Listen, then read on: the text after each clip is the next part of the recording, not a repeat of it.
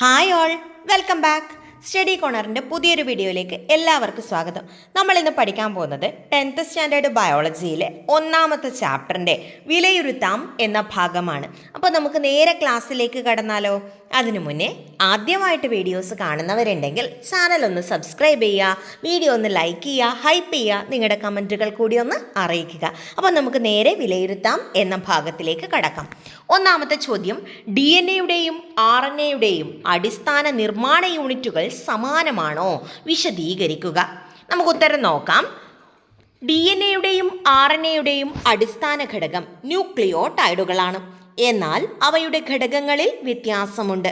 DNA-യിൽ പഞ്ചസാരയായി ഡിയോക്സി റൈബോസും നൈട്രജൻ ബേസുകളായി അഡിനിൻ, ഗ്വാനിൻ, സൈറ്റോസിൻ, തൈമിൻ എന്നിവയുമാണ് കാണുന്നത്. എന്നാൽ RNA-യിൽ പഞ്ചസാരയായി റൈബോസും നൈട്രജൻ ബേസുകളായി അഡിനിൻ, ഗ്വാനിൻ, സൈറ്റോസിൻ, യുറാസിൽ എന്നിവയും കാണപ്പെടുന്നു.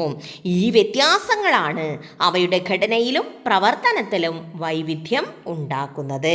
കിട്ടിയേ? ഒന്നാമത്തെ ചോദ്യത്തിൻ്റെ ആൻസർ കൃത്യമായി മനസ്സിലായി എന്ന് കരുതുന്നു. രണ്ടാമത്തെ ചോദ്യത്തിലേക്ക്.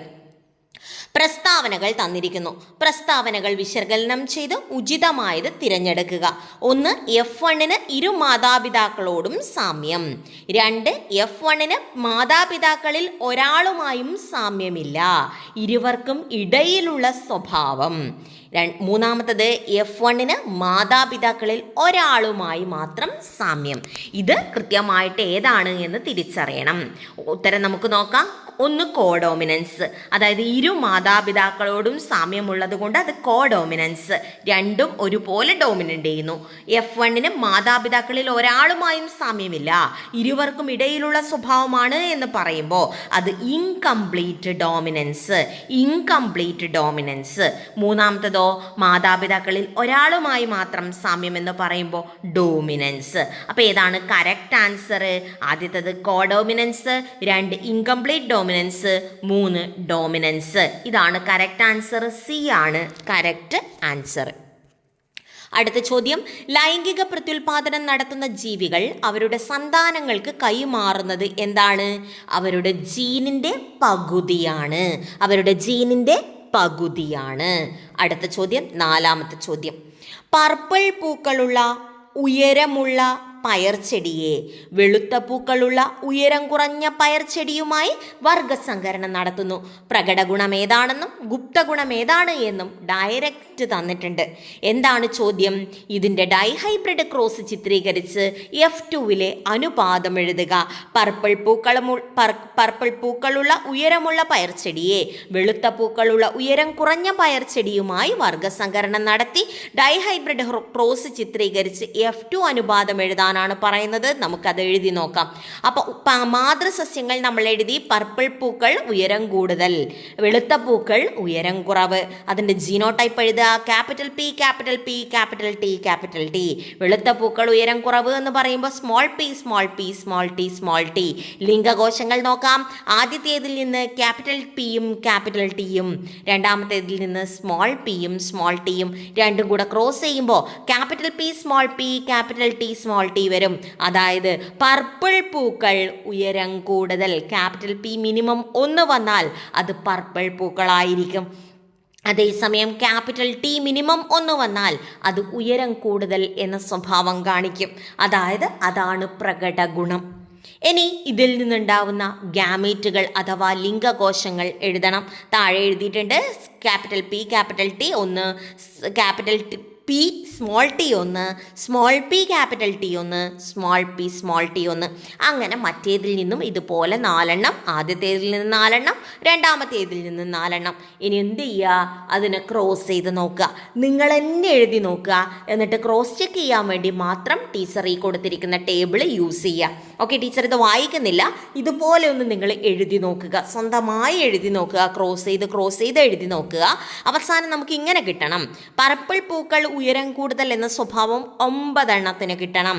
പർപ്പിൾ പൂക്കൾ ഉയരം കുറവ് എന്ന സ്വഭാവം 3 എണ്ണത്തിന് കിട്ടണം. വെളുത്ത പൂക്കൾ ഉയരം കൂടുതൽ എന്ന സ്വഭാവം 3 എണ്ണത്തിന്, വെളുത്ത പൂക്കൾ ഉയരം കുറവ് എന്ന സ്വഭാവം 1 മാത്രം. അതായത് അനുപാതം 9:3:3 എന്ന റേഷ്യോയിൽ കിട്ടണം.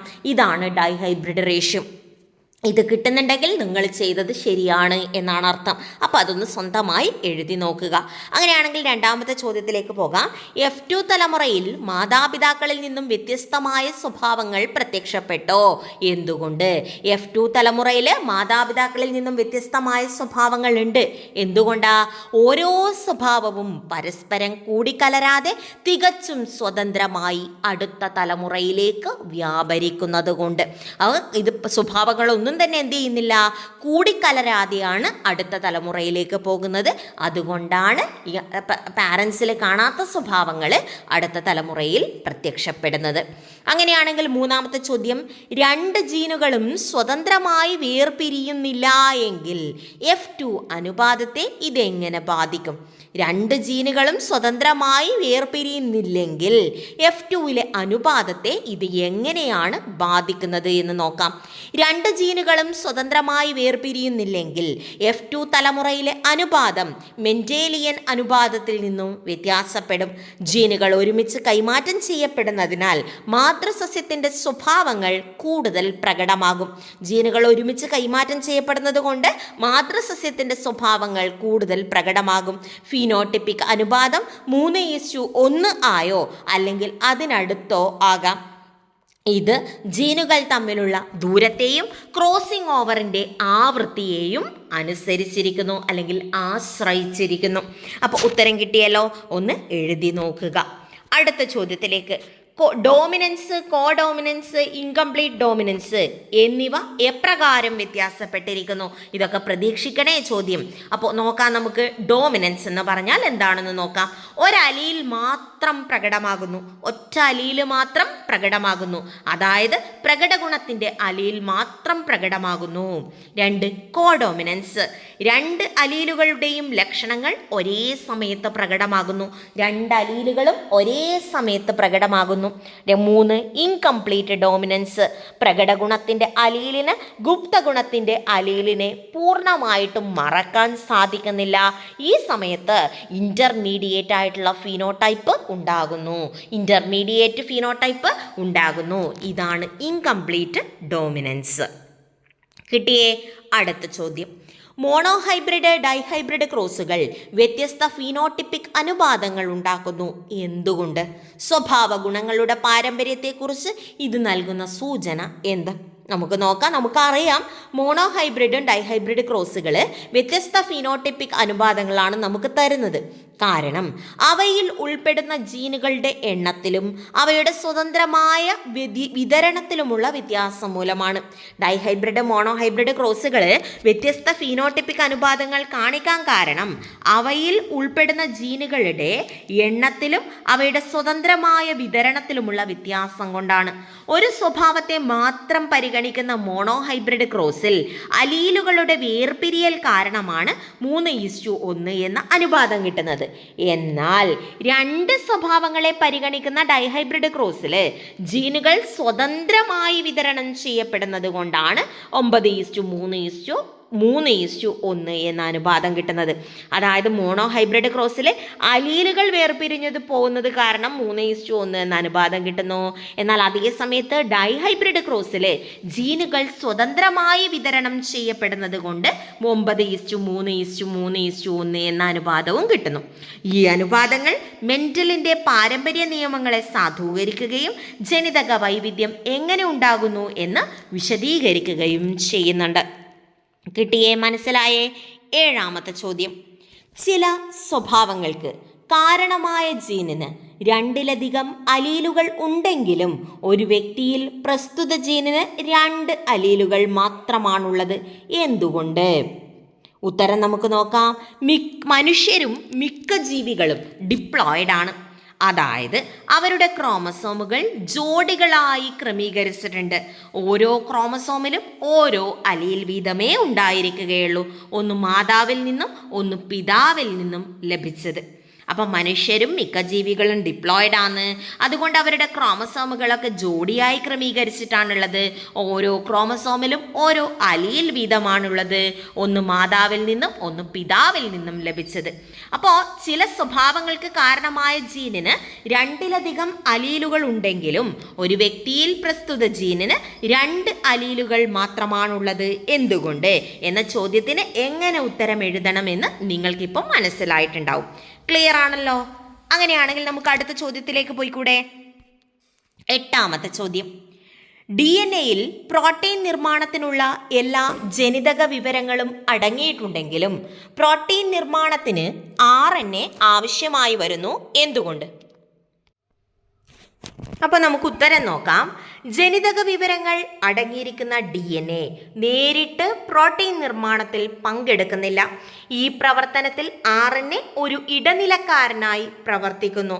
കോശമർമ്മത്തിലുള്ള DNA-ക്ക് പുറത്തു വരാൻ കഴിയാത്തതുകൊണ്ട് അത് വിവരങ്ങൾ mRNA-യിലേക്ക് പകർത്തുന്നു. നമ്മൾ മുന്നേ പറഞ്ഞിട്ടുണ്ട് അല്ലേ? നമ്മൾ വീട്ടിലുള്ള ഒരു കമ്പ്യൂട്ടറിലുള്ള ഒരു സിനിമ നമ്മൾ പെൻഡ്രൈവിലേക്കൊക്കെ കയറ്റുന്നത് പോലെ ജനിതക വിവരങ്ങൾ അടങ്ങിയിരിക്കുന്ന നമ്മുടെ DNA-ക്ക് പുറത്തു വരാൻ സാധിക്കാത്ത സാഹചര്യത്തിൽ അതിലുള്ള വിവരങ്ങൾ മുഴുവൻ അത് mRNA-യിലേക്ക് പകർത്തും.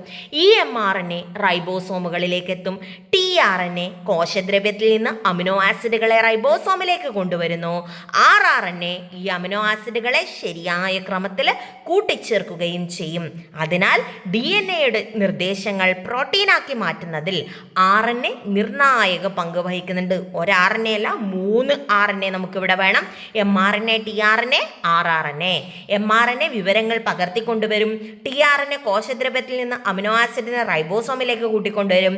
rRNA ഈ അമിനോ ആസിഡുകളെ ശരിയായ ക്രമത്തിൽ കൂട്ടിച്ചേർക്കും. അതുകൊണ്ട് തന്നെ DNA-യുടെ നിർദ്ദേശങ്ങൾ പ്രോട്ടീനാക്കി മാറ്റാൻ RNA-യുടെ ഡ്യൂട്ടി വളരെ വലുതാണ്. അടുത്ത ചോദ്യം, 9ാമത്തെ ചോദ്യം. മനുഷ്യനിലെ ABO രക്തഗ്രൂപ്പ് സംവിധാനത്തിൽ ഗ്രൂപ്പ് നിർണയിക്കപ്പെടുന്നതിൽ കോഡോമിനൻസും മൾട്ടിപ്പിൾ അലീലിസവും എങ്ങനെ പ്രവർത്തിക്കുന്നു വിശദീകരിക്കുക. മനുഷ്യനിൽ ABA ബ്ലഡ് ഗ്രൂപ്പാണ്. ഈ സംവിധാനത്തിൽ ബ്ലഡ് ഗ്രൂപ്പ് നിർണയിക്കുന്നതിൽ കോഡോമിനൻസിനും മൾട്ടിപ്പിൾ അലീലിസത്തിനും പങ്കുണ്ട്. എങ്ങനെയാണെന്ന് നോക്കാം. മനുഷ്യരിലെ ABO രക്തഗ്രൂപ്പ് നിർണയിക്കുന്നതിൽ കോഡോമിനൻസ്, മൾട്ടിപ്പിൾ അലീലിസം എന്നീ ജനിതക പ്രതിഭാസങ്ങൾ പ്രധാന പങ്ക് വഹിക്കുന്നു. രക്തഗ്രൂപ്പ് നിർണയിക്കുന്ന ജീനിന് IA, IB, I എന്നിങ്ങനെ 3 അലീലുകൾ ഉള്ളതിനാൽ അത് മൾട്ടിപ്പിൾ അലീലിസം എന്നറിയപ്പെടുന്നു. അതിൽ IA, IB എന്നീ അലീലുകൾ ഒരുമിച്ച് വരുമ്പോൾ IA, IB ജീനോടൈപ്പ് ആവുന്ന സമയത്ത് അവ രണ്ടും തുല്യമായി പ്രകടമാവുകയും AB രക്തഗ്രൂപ്പ് ഉണ്ടാവുകയും ചെയ്യും. അതായത് AB രക്തഗ്രൂപ്പിനകത്തുള്ള അലീലുകൾ എന്ന് പറയുന്നത് IA-യും IB-യുമാണ്. അതിനാൽ അത് കോഡോമിനൻസ് ആണ്. I എന്ന അലീൽ IA, IB എന്നിവയോട് റെസസീവാണ്, അതായത് ഗുപ്ത ഗുണമാണ്. I എന്ന് പറയുന്നത് എപ്പോഴും ഒളിച്ചു നിൽക്കുന്ന ഒരു സ്വഭാവക്കാരനാണ്. അതിനാൽ IA, I എന്ന ജീനോടൈപ്പ് വരുമ്പോൾ I അവിടെ സൈലൻ്റായി നിൽക്കുകയും A രക്തഗ്രൂപ്പ് പ്രകടമാവുകയും ചെയ്യും. IB, I വരുമ്പോൾ ജീനോടൈപ്പ് എന്തായി മാറും? IB, I എന്ന ജീനോടൈപ്പ് വരുമ്പോൾ അത് B രക്തഗ്രൂപ്പിനും കാരണമാകുന്നു. അതേ സമയത്ത് 2 II ജീനോടൈപ്പ് വന്നു കഴിഞ്ഞാൽ അത് O രക്തഗ്രൂപ്പിനും കാരണമാകുന്നു. അപ്പോൾ ഒന്നുകൂടി നമുക്കിതൊന്ന് വായിക്കാം. മനുഷ്യരിലെ ABO രക്തഗ്രൂപ്പ് നിർണയിക്കുന്നതിൽ കോഡോമിനൻസ്, മൾട്ടിപ്പിൾ അലീലിസം എന്നീ ജനിതക പ്രതിഭാസങ്ങൾ പ്രധാനപ്പെട്ട പങ്ക് വഹിക്കുന്നു. രക്തഗ്രൂപ്പ് നിർണയിക്കുന്ന ജീനിന് IA, IB, I എന്നിങ്ങനെ 3 അലീലുകൾ ഉള്ളതിനാൽ ഇത് മൾട്ടിപ്പിൾ അലീലിസം എന്നറിയപ്പെടുന്നു. ഇതിൽ IA, IB എന്നീ അലീലുകൾ ഒരുമിച്ച് വരുമ്പോൾ അത് രണ്ടും തുല്യമായി പ്രകടമാവുകയും AB രക്തഗ്രൂപ്പ് ഉണ്ടാവുകയും ചെയ്യുന്നു. ഇത് കോഡോമിനൻസ് ആണ്. I എന്ന അലീൽ IA, IB എന്നിവയോട് ഗുപ്ത ഗുണം കാണിക്കുന്നു.